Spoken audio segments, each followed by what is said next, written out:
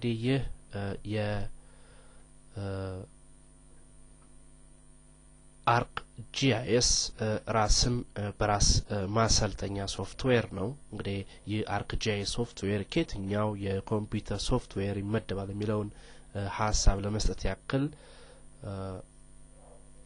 ኢንትሮዳክሽን ለመስጠት ያክል እንግዲህ አጠቃላይ ሶፍትዌሮች በሁለት መሰረታዊ ክፍል ይከፈላሉ። እነኚህም ሲስተም ሶፍትዌር እና አፕሊኬሽን ሶፍትዌር የሚባሉት ናቸው።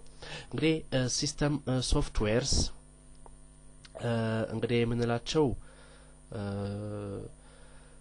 የኮምፒውተር ኦፕሬቲንግ ሲስተሞች ናቸው። ሌሎች ማናቸውም አይነት ሶፍትዌሮች ሊንቀሳቀሱ የሚችሉት በእነኚህ ሲስተም ሶፍትዌሮች አማካኝነት ነው።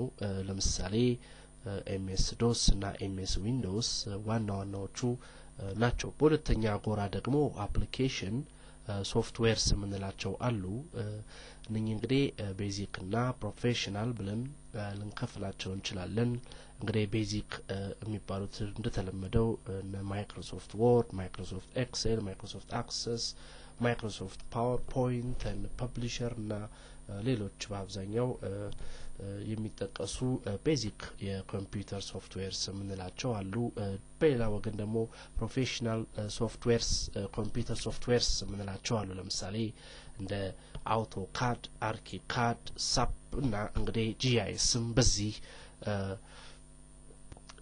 ፕሮፌሽናል ሶፍትዌር ውስጥ ይካተታል። GIS እንግዲህ ምህጻረ ቃል ነው። ጂኦግራፊክ ኢንፎርሜሽን ሲስተም ማለት ነው። እንግዲህ በዲጂታል ፎርማት ማፕን አደራጅቶ ፕሮሰስ አድርጎ አናላይዝ አድርጎ ለውጤት የሚያበቃ የኮምፒውተር አፕሊኬሽን ሶፍትዌር ነው። እንዴ ጠቅለል ያለ መረጃ ለመስጠት ያክል GIS ሁለት አይነት መረጃዎችን በሁለት አይነት ፎርማት የሚቀመጡ የጂኦግራፊክ መረጃዎችን ይጠቀማል። ይሄውም ስፓሻል እና ነን ስፓሻል ወይም ስፓሻል ዳታ የሚባሉት ናቸው። ስፓሻል ዳታ እንግዲህ በምስል የምናየው ቅርጽ፣ መጠን፣ ሼፕ ያለው ፊቸር ነው።